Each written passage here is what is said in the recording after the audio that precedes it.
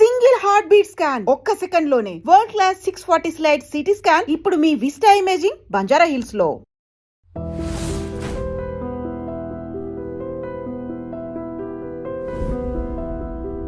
నమస్తే, నేను Kavitha. Welcome to iDream news and నిజాలు. ఇరాన్ మీద అమెరికా, ఇజ్రాయెల్ చేస్తున్నటువంటి దాడికి సంబంధించి శాంతి విరమణ ఒప్పందం మీద ఇప్పుడు ఒక కన్ఫ్యూజన్ నెలకొంది. ఇప్పటికే 2 వారాల సీజ్ ఫైర్ అనేది కంటిన్యూ అవుతున్నటువంటి నేపథ్యంలో ఇప్పుడు సడన్ గా దాని ఎక్స్టెన్షన్ ఉంటుందా, లేకపోతే చర్చలు ఎలా ఉంటాయి అనుకుంటున్నప్పుడు నెతన్యాహు అనౌన్స్ చేశారు, యాక్సెప్ట్ చేశారు సీజ్ ఫైర్ కి, ఆయన ఒప్పుకున్నారు అనేటువంటి మాట ట్రంప్ చెప్పడాన్ని ఇజ్రాయెల్లో ఉన్నటువంటి క్యాబినెట్ యాక్సెప్ట్ చేయట్లేదు, వ్యతిరేకిస్తోంది. నెతన్యాహు ఏం చేయబోతారు? సీజ్ ఫైర్ అనేది కేవలం ఇరాన్ మధ్య, అమెరికా మధ్య ఉంటుందా? ఇజ్రాయెల్కి దానికి ఏం సంబంధం ఉండదా? ఇజ్రాయెల్ యుద్ధాన్ని కంటిన్యూ చేయబోతోందా? ఏం జరుగుతోంది? మనతో పాటుగా ఉన్నారు సీనియర్ జర్నలిస్ట్ సురేష్ కొచతిల్ గారు. సార్ నమస్తే. సో ఇప్పటిదాకా మనం ఇజ్రాయెల్ ఎందుకు మాట్లాడట్లేదు అనుకున్నాము, ఇప్పుడు పెద్ద ఎత్తున ఒక అవుట్రేజ్ అనేది వస్తుంది.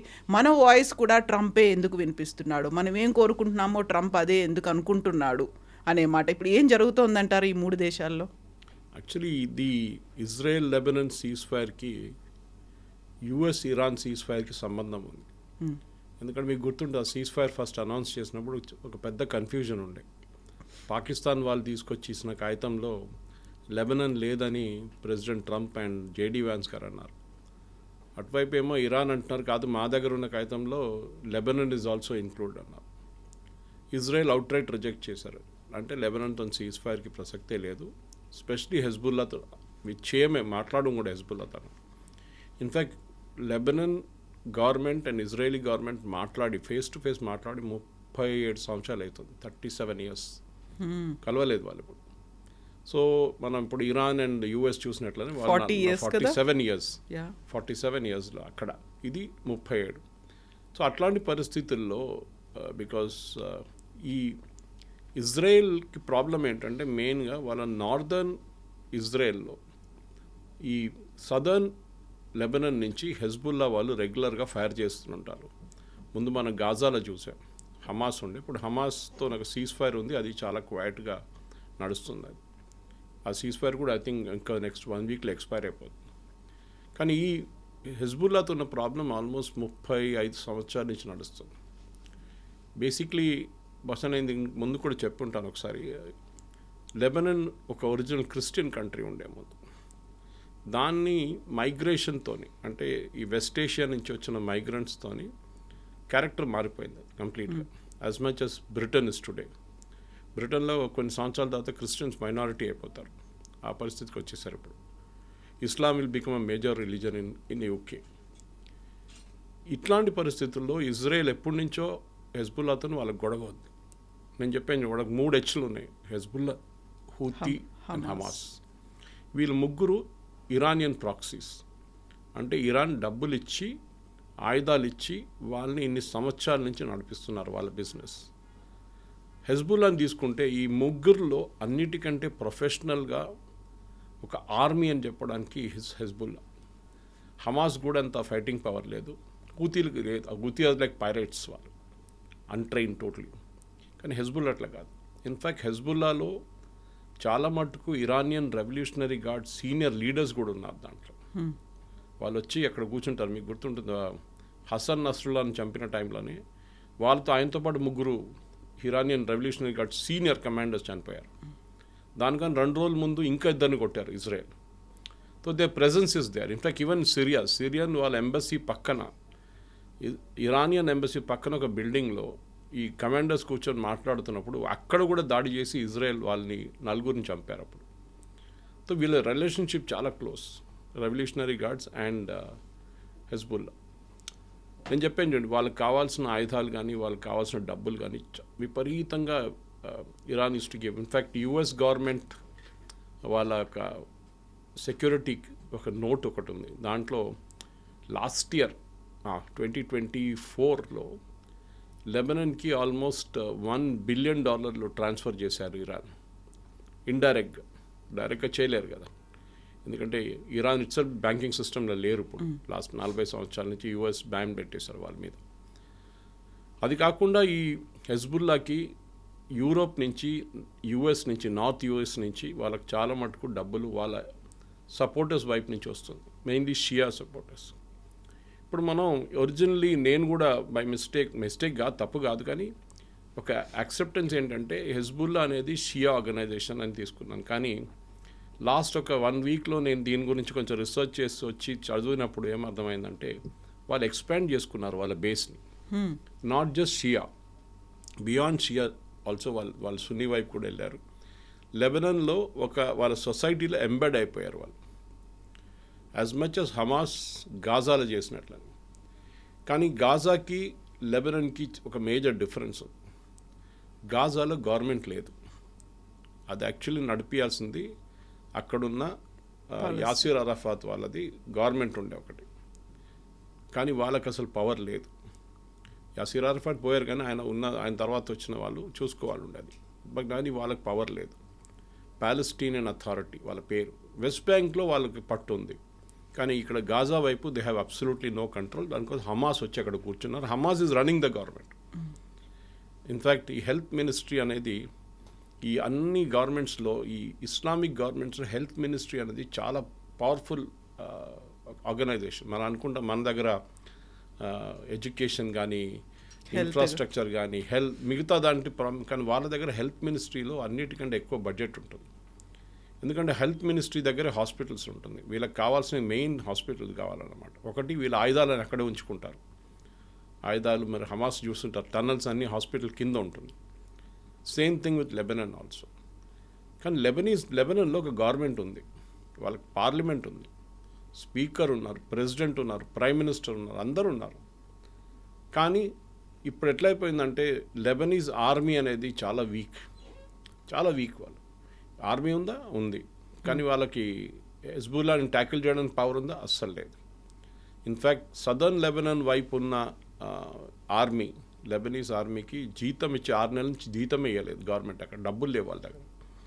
ఆ పరిస్థితిలో ఉన్నారు. సో నౌ ఈ సీజ్ఫైర్ కన్నా కొంచెం ముందు Italy, Germany, France and US, ఇంకేదో 2 కంట్రీస్ కూడా ఉన్నారు, I'm not getting it right now.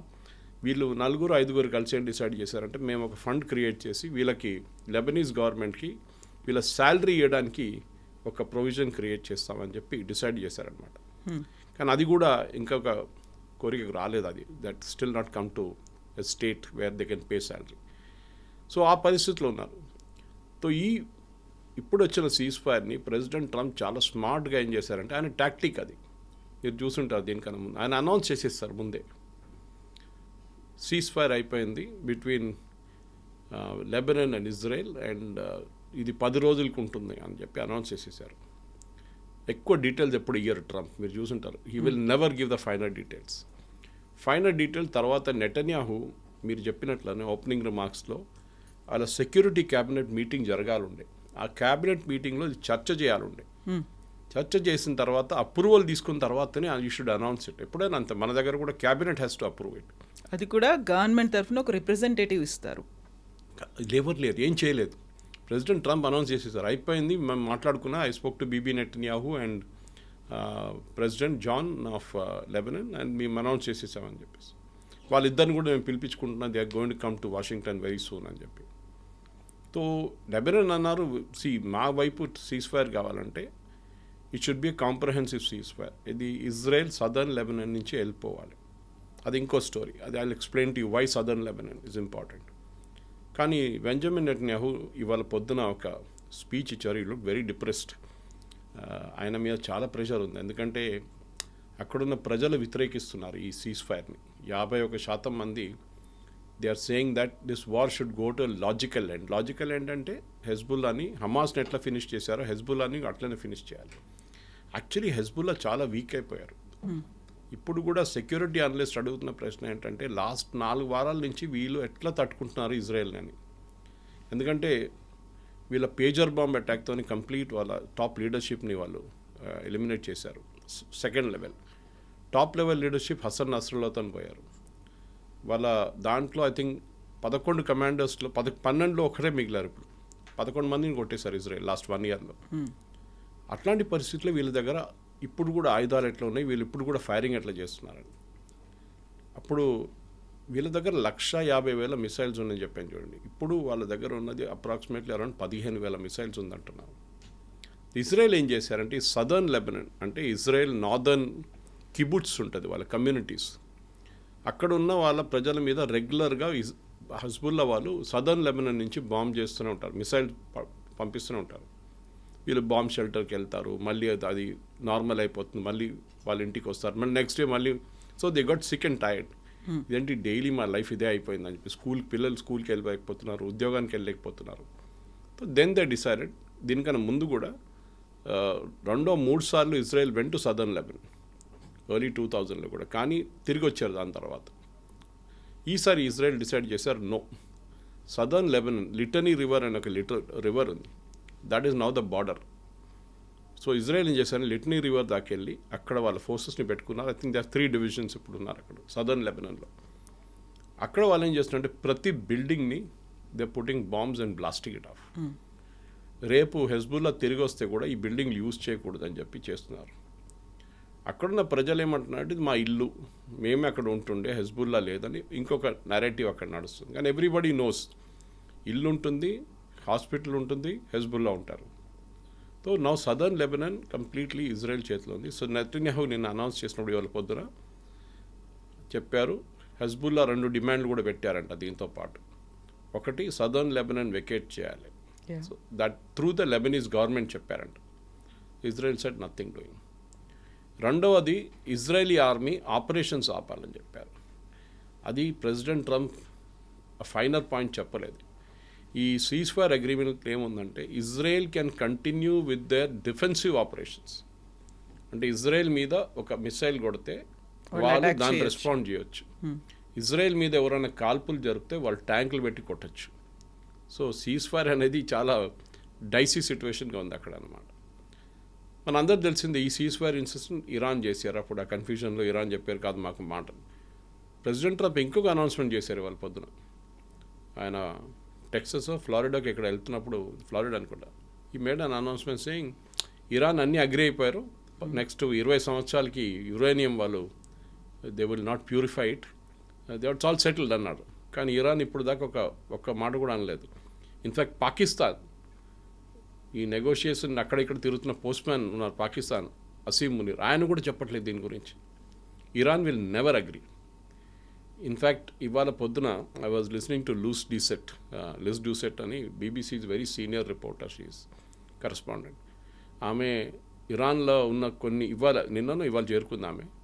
One of the few correspondents, foreign correspondents in Tehran, and she was giving a very disturbing report. ఆమె అంటున్నా, ఒకటి తెహరాన్ ఒక బాంబ్డ్ అవుట్ సిటీ లాగా ఉంది, కంప్లీట్గా అంతా శిథిలాలతో ఉంది, గాజా లాగా ఉందంట.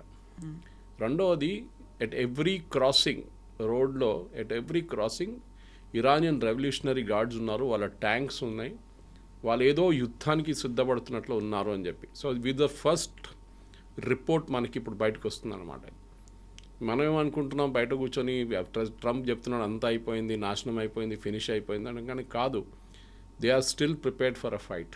Because revolutionary guard, Iranian revolutionary guard problem ఏంటంటే కవిత గారు, అన్లైక్ ది ఇరానియన్ ఆర్మీ, వాళ్ళు న్యూట్రల్గా ఉన్నారు. ఇరానియన్ ఆర్మీ వాళ్ళు ఎక్కువ ఇది గొడవలు పడట్లేదు. వాళ్ళు రేపు గవర్నమెంట్ మారితే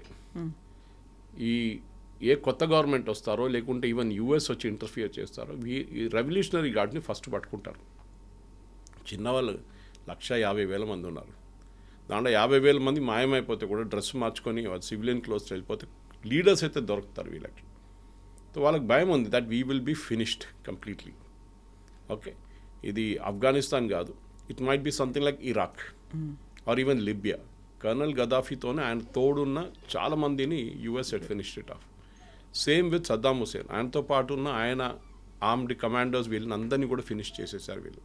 సో అదే బహుశా ఇరాన్లో కూడా జరగచ్చు. This is the major apprehension అనమాట. దానికోసం ఒకవైపు లెబనాన్ ఉంటే ఇంకొక వైపు ఇరాన్ ప్రాబ్లం ఉందన్నమాట. సో ఇప్పుడు ఇజ్రాయెల్కి ఒక అనివార్యమైనటువంటి పరిస్థితి అంటారు. That has to continue. ఆ వార్ కంటిన్యూ చేయాల్సిన అవసరం ఉంది. ఒక లాజికల్ ఏంటంటే కాంకర్ చేసి చూపించాలి, మేము గెలిచాము అనేటువంటి మాట అక్కడ ప్రజలకి చాలా కన్విన్సింగ్గా చెప్పాల్సినటువంటి అవసరం ఉంది. బట్ ఇటువైపు ట్రంప్ చూస్తేనేమో ఇది ఇక్కడ ఎండ్ కార్డ్ వెయ్యాలి అనేటువంటి ఒక మాట. యుద్ధం అయితే కలిసి స్టార్ట్ చేశారు. ఇప్పుడు మిడిల్ డ్రాప్ లాగా ట్రంప్ అయితే వెళ్ళడానికి కుదరని పరిస్థితి. అక్కడ ఏం జరుగుతుంది? ఈయనేమో సీజ్-ఫైర్ కావాలనుకుంటున్నాడు, ఇరాన్ యాక్సెప్ట్ చేయట్లేదు, ఇజ్రాయెల్ ఏమో కంటిన్యూ చేయాలని అనుకుంటోంది. ట్రంప్ ఒక ఒంటరిగా మిగిలిపోయారా? ఒక సడన్గా ఏకాకిగా డెసిషన్స్ తీసుకోలేకపోతున్నారా? ట్రంప్ ఒక ఇంగ్లీష్లో అంటారు catch-22 సిచ్యువేషన్లో వచ్చేసారు ఆయన. ఇటు తిరిగితే ప్రాబ్లం, అటు తిరిగితే ప్రాబ్లం ఆయనకి. హీస్ ఇన్ ద సూప్ అంటారు కదా, between the rock and the hard place అంటారు ఇంగ్లీష్లో. కానీ at the same time Netanyahu is in a comfortable place actually. మీరు చూస్తే ఒకవైపు ఈవెన్ ద హమాస్తో చేసిన సీజ్-ఫైర్ కూడా వాళ్ళ ప్రజలు వ్యతిరేకించారు, ఇజ్రాయెల్ ప్రజలు. వాళ్ళ లాజిక్ ఏంటంటే ఆ రోజు అక్టోబర్లో జరిగిన ఆ హత్యలు 1200 మందిని చంపిన హమాస్ని once and for all finish చేసేసేయాలన్నారు. కానీ నేను ఎక్స్ప్లెయిన్ చేశాను చూడండి, 2 ఫ్రంట్ వార్ ఫైట్ చేయడానికి ఇజ్రాయెల్ దగ్గర అంత కెపాసిటీ ఇప్పుడు లేదు. ఎందుకంటే they are fighting 3 front war. వాళ్ళు అక్కడ ఇరాన్లో వెళ్ళి బాంబింగ్ కూడా చేయాలి వాళ్ళకి. ఒక బ్రీదర్ స్పేస్ లాగా ఫస్ట్ హమాస్తోని ఒప్పందం చేసుకున్నారు. అది కొన్ని నెలల ముందు జరిగింది. అప్పుడు యుద్ధం, ఇంకా ఇరాన్తో యుద్ధం ఉందని కూడా మనం అనుకోలేదు ఆ టైంలో. కానీ సడన్గా ఇరాన్లో యుద్ధం మొదలైనప్పుడు హెజ్బుల్లా, ఇన్ని రోజులు క్వైట్గా కూర్చున్న హెజ్బుల్లా వాళ్ళ మిసైల్ కొట్టడం మొదలుపెట్టారు. సో ఆబ్వియస్లీ తెహరాన్ నుంచి ఇన్స్ట్రక్షన్స్ వెళ్ళి ఉంటుంది. ఇవాళ పొద్దున హమాస్ కాదు, Hezbollah made a statement saying that we will also observe a seize-fire. That is a very very unique situation అనమాట. అక్కడ గవర్నమెంట్ అంటున్నారు ఎస్, లెబనీస్ గవర్నమెంట్, హెజ్బుల్లా కూడా అంటున్నారు మేము కూడా ఇంకా ఏం చేయం. ఇన్ఫ్యాక్ట్ లాస్ట్ మినిట్, మీరు బిలీవ్ చేయరు, 1 minute బిఫోర్ ద సీజ్-ఫైర్ కూడా చాలా పెద్ద ఫైర్ జరిగింది ఇజ్రాయెల్ వైపు నుంచి, వాళ్ళ వైపు నుంచి. ఏదో లాస్ట్ మినిట్ మనం ఫినిష్ చేసుకుందామని చెప్పారు అట్లా అనమాట. సో హెజ్బుల్లా ఎన్ని రోజులు ఈ సీజ్-ఫైర్ పాటిస్తారు చూడండి. ఎందుకంటే లెబనాన్కి రోల్ లేదు దీంట్లో. Let me emphasise again, Lebanese government is absolutely waste. వాళ్ళకి ఏం చెప్తారు, ఒక ట్రాఫిక్ పోలీసు నడిపించడానికి కూడా పవర్ లేదు వాళ్ళ దగ్గర. గవర్నమెంట్ ఉందా? ఉంది. వాళ్ళకి పవర్ ఉందా? ఏం లేదు. Even Trump, I don't know why, వీళ్ళిద్దరిని వైట్ హౌస్ పిలిపించుకుంటున్నప్పుడు నెటన్యాహుతో ఈక్వల్ పవర్ ఉన్న మనిషి అటువైపు కూడా ఉండాలి, లేరు. Actually Hezbollah is more powerful than the Lebanese government. కానీ అది వాళ్ళ గవర్నమెంట్ అంగీకరించారు అక్కడ. సో వీళ్ళని డిసామ్ చేయాలంటున్నారు. That is one of the main things in this ceasefire, that Lebanese government will disarm the Hezbollah. అది జరగదు. ఇన్ఫ్యాక్ట్ కావాలంటే 2 రోజుల్లో కంప్లీట్ లెబనీస్ ఆర్మీని ఫినిష్ చేసేస్తారు హెజ్బుల్లా. అది లెబనీస్ గవర్నమెంట్కి తెలుసు. సో హమాస్ లాగానే ఇప్పుడు కూడా ఒక స్టేల్మేట్గా ఉండిపోతుంది. ఇది క్వైట్గా ఉంటే ఇజ్రాయెల్కి మంచిది, ఎందుకంటే they can plan their next move, ఏం చేయాలని చెప్పి. అక్కడ పెద్ద ప్రాబ్లం ఉంది ఇరాన్ వైపు, అది ముందు ఫినిష్ చేయాలన్నమాట. సో అది ఫినిష్ అయితే then this automatically will get finished. అందుకే ఒకసారి ఇరాన్లో ఒక రెజీమ్ చేంజ్ జరిగితే, విచ్ లుక్స్ ఆల్ పాసిబుల్. ఎందుకంటే మనం చూస్తున్నాం ఇప్పుడు పాకిస్తాన్ అసీం మునీర్ అక్కడ వెళ్ళి మాట్లాడిన తర్వాత ప్రెసిడెంట్ ట్రంప్కి ఫోన్ చేసి చెప్పారంట, వాళ్ళు వెళ్ళి ఇప్పుడు చాలా మటుకు దిగొచ్చారు, వాళ్ళు they are ready to negotiate అని చెప్తున్నారు, మనకు తెలియదు. ప్రెసిడెంట్ ట్రంప్ దాని మీద అనౌన్స్ చేశారు, వాళ్ళు 20 సంవత్సరాల దాకా ప్యూరిఫై చేయరు and they are ready to sign an agreement, అది ఇది అని చెప్పేసి స్ట్రైట్ ఆఫ్ హార్మూజ్ ఓపెన్ అన్ని అనౌన్స్మెంట్ చేసేసారు ఈయన. కానీ really Iran has to say that now. Iranian government వైపు నుంచి వాళ్ళ ఫారిన్ మినిస్టర్ కానీ వాళ్ళ స్పీకర్ ఆఫ్ ద పార్లమెంట్ ఈ మాట చెప్తేనే మనకు ఒక క్లారిటీ వస్తుంది. ఇన్ఫ్యాక్ట్ నిన్న మీకు గుర్తుంటుంది, 2 రోజుల ముందు అన్నారు ఈ వీక్ టాక్స్ ఉంది అంటున్నారు, 16th 17th we will have talks in Pakistan అన్నారు. ఇప్పుడు దాని గురించి మాట్లాడలేదు టాక్స్ గురించి, ఎందుకంటే ప్రెసిడెంట్ ట్రంప్కి Netanyahu the exact opposite problem ఉంది యూఎస్లో. మీరు చెప్పారు అది, దాట్ అక్కడున్న పాపులారిటీ ప్రెసిడెంట్ ట్రంప్ది ప్రతిరోజు పడిపోతుంది, ప్రతిరోజు కిందకి వెళ్తుంది. సో ఆయన ఇప్పుడు ఒక ఎలక్షన్ జరిగితే ఓడిపోతారు. ఆయనకు అఫ్కోర్స్ ఎలక్షన్ లేదనుకోండి, కానీ మిడ్ టర్మ్ పోల్స్ వస్తుంది అక్టోబర్ నవంబర్, దానిది ఫస్ట్ రౌండ్ మొదలైపోయింది క్యాండిడేట్ సెలెక్షన్. అక్కడే పెద్ద ప్రాబ్లం వస్తుంది రిపబ్లికన్స్కి. సో ప్రెసిడెంట్ ట్రంప్ దానికోసం డెస్పరేట్గా ఎట్లయినా ఈ వార్ని ఎండ్ చేయాలని చూస్తున్నారు. అటువైపు Netanyahu wants to continue the war, ఎందుకంటే వాళ్ళ ప్రెషర్ పెడుతున్నారు. అక్కడేమో అమెరికన్ ప్రజలు ఆపమంటున్నారు. 2 డయామెట్రికలీ ఆపోజిట్ వ్యూస్ అన్నమాట. సో దాని నడుమిట్లో ఇరాన్ ప్రాబ్లం. ఇరాన్ ఏం చేస్తారు? వాళ్ళ యురేనియం సంగతి ఏమవుతుంది, వాళ్ళ స్ట్రేట్ ఆఫ్ హార్మోన్స్ని బ్లాక్ చేశారు, వాళ్ళ దగ్గర డబ్బులు లేవు, ఇన్ఫ్లేషన్ ఏమో 70%, food inflation 120%, currency devolution 80%. Iran is in a mess, total mess. అది డెఫినెట్ అది. కానీ రెవల్యూషనరీ గార్డ్స్ లాస్ట్ మినిట్ దాకా హోల్డ్ చేస్తారు, అది 100%. కానీ ఎన్ని రోజులు వాళ్ళకి స్టేయింగ్ పవర్ ఉంటుందనేది, ఎంత ప్రెషర్ అమెరికా పెడతారో వీళ్ళ మీద. దానికోసం చూడండి, లాస్ట్ 3 రోజులు 4 రోజులు Kavitha garu, the strategy has changed అమెరికాది. సీజ్ ఫైర్ ఉంది, okay, there is no firing, కానీ వితౌట్ ఫైరింగ్ ఎకనామిక్ ప్రెషర్ పెట్టడం మొదలుపెట్టారు. స్కాట్ బెసెంట్ యుఎస్ ట్రెజరీ సెక్రటరీని అన్నారు, I'm going to do secondary sanctions. ఇప్పుడు అంటున్నారు, ఇవాళ పొద్దున వచ్చిన అనౌన్స్మెంట్, ఇరాన్ షిప్, ఏదైనా ఇరాన్ షిప్ లోకంలో ఎక్కడైనా కనిపిస్తే అమెరికా పట్టుకుంటారంట. నాట్ ఈవెన్ హార్మోజ్లో కాకుండా anywhere in the world. So that వాళ్ళు అక్కడి నుంచి సరుకులు తీసుకురావడమో ఇక్కడి నుంచి అక్కడ తీసుకురావడం. ఎందుకంటే కొన్ని షిప్స్ అయితే ఈ బ్లాకెడ్ ముందే బయలుదేరింది, బహుశా ఎక్కడికో వెళ్తుంది, అది యూరోప్ కదా, అది ఇంకా చేరుకోలేదు అక్కడ. సో నడిమిట్లో పట్టుకుంటారు వాళ్ళు. దే మట్ even ask NATO forces to board the ships. ఇది జరిగితే దానికంటే అన్నిటికంటే ఎక్కువ ప్రెషర్ చైనా మీద ఉంటుంది. Because bulk of Iranian oil మనం మాట్లాడిన దీనికన్నా ముందు కూడా చైనాకి వెళ్తుండే, రోజుకి 6 నుంచి 7 షిప్లు. చైనా ఇప్పుడు ప్రెషర్ పెడుతున్నారు. అండ్ ఇవాళ పొద్దున కూడా CNN అండ్ మిగతా US ఛానల్స్ చెప్తున్నారు, ఈ అమెరికన్ బేసెస్ని టార్గెట్ చేసింది చైనీస్ ఇంటెలిజెన్స్ యూస్ చేశారని చెప్తున్నారు. దీనికన్నా ముందు మనం రూమర్స్ ఉండే, it was Russian satellite images use చేశారు ఇరాన్ అని చెప్పి. Now the clarity has come, కాదు, చైనీస్ వాళ్ళు ఇచ్చారు వీళ్ళకి రియల్ టైమ్ డేటా. దీంట్లో కవిత గారు మనకు ఒక చాలా ఇంపార్టెంట్ ఒక లింక్ ఉంది మనకి. ఆపరేషన్ సింధూర్ టైంలో చైనా ఇదే పని చేశారు, పాకిస్తాన్కి హెల్ప్ చేసుకుంటా. పాకిస్తాన్కి సిగ్నల్స్ ఇచ్చారు, మన శాటిలైట్ ఇమేజెస్ ఇచ్చారు, మన బేసెస్ ఇమేజెస్ ఇచ్చారు, రియల్ టైమ్ ఇమేజెస్ ఇచ్చారు పాకిస్తాన్కి.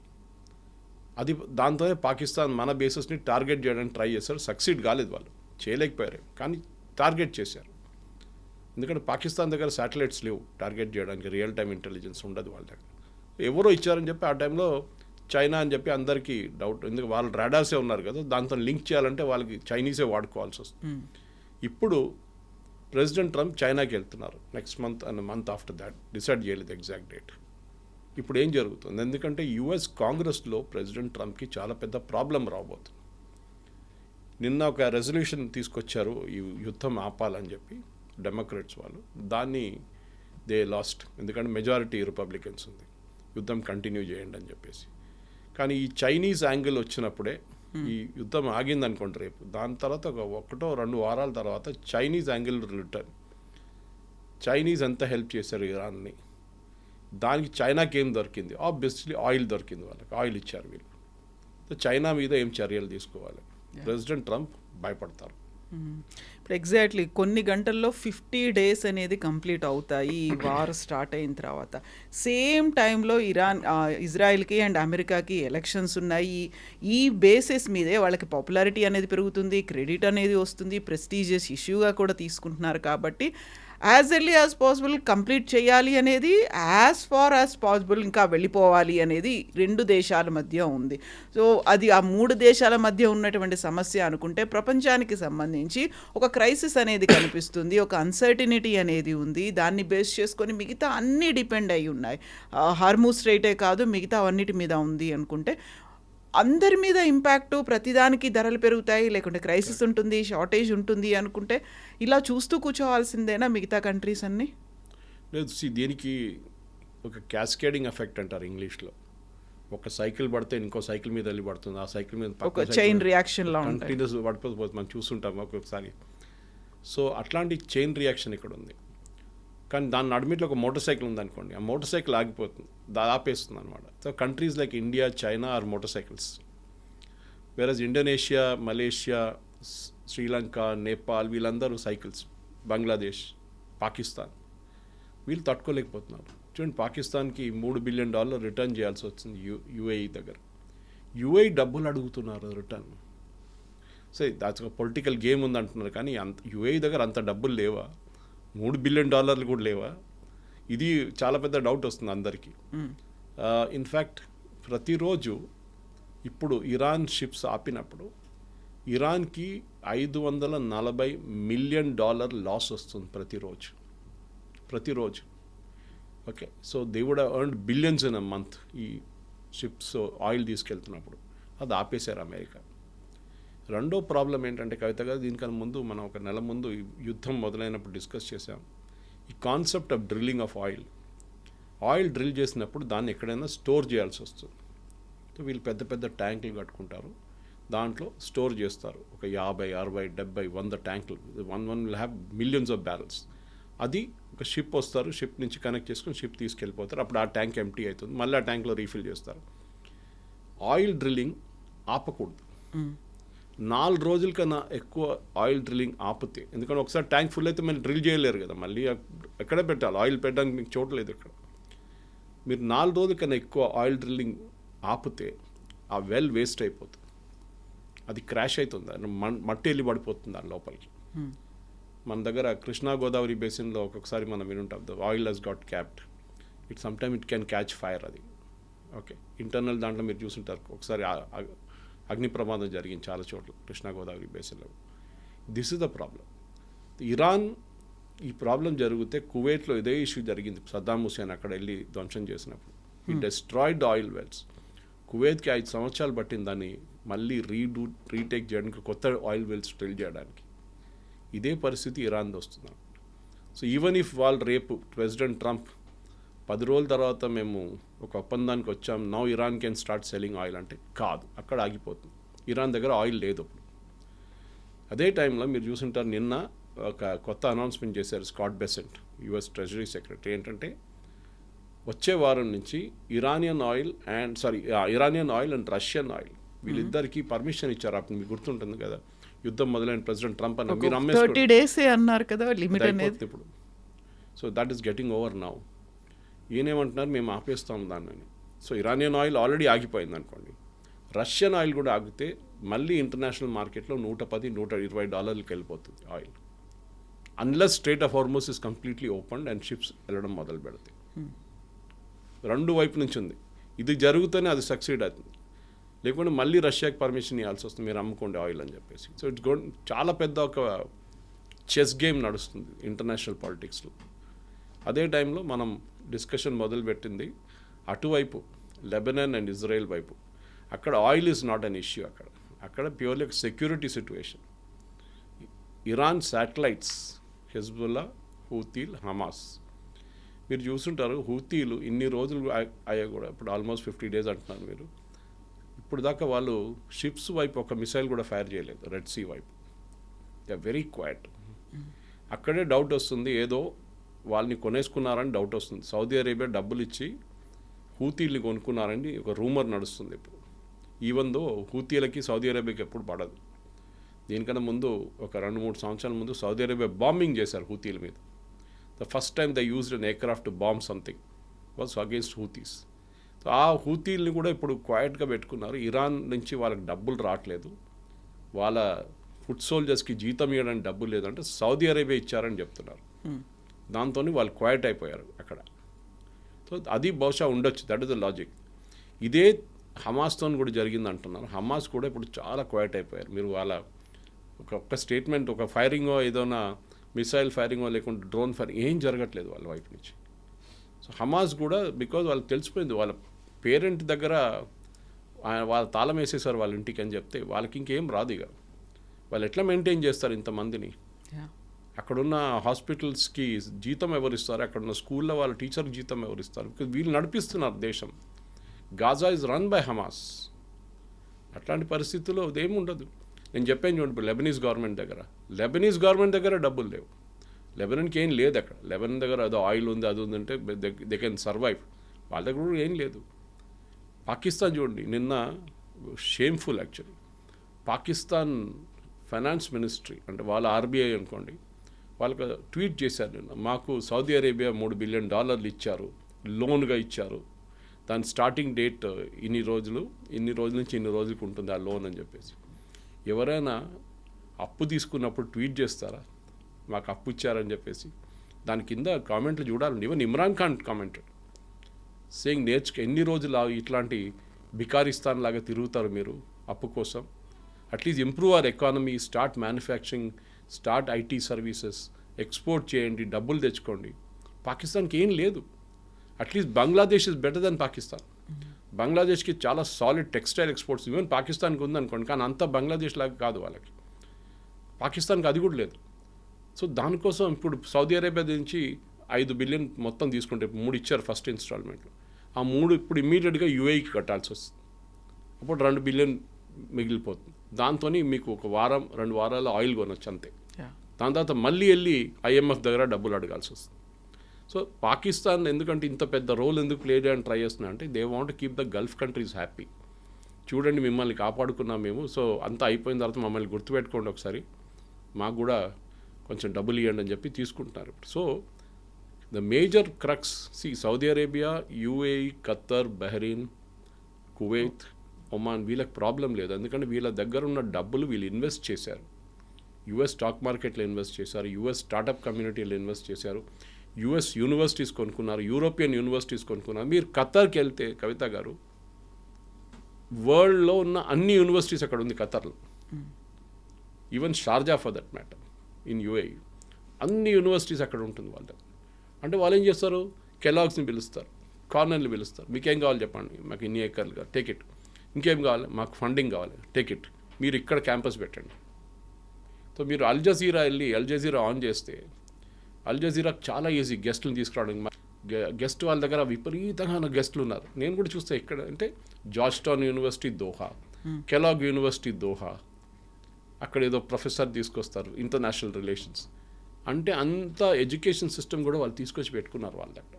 So they have invested, they are not fools, they have invested అన్నమాట. సో లెబనాన్ అది చేయలేదు, గాజా అయితే అస్సలు చేయలేదు, అంటే పాలెస్టీన్ అథారిటీ.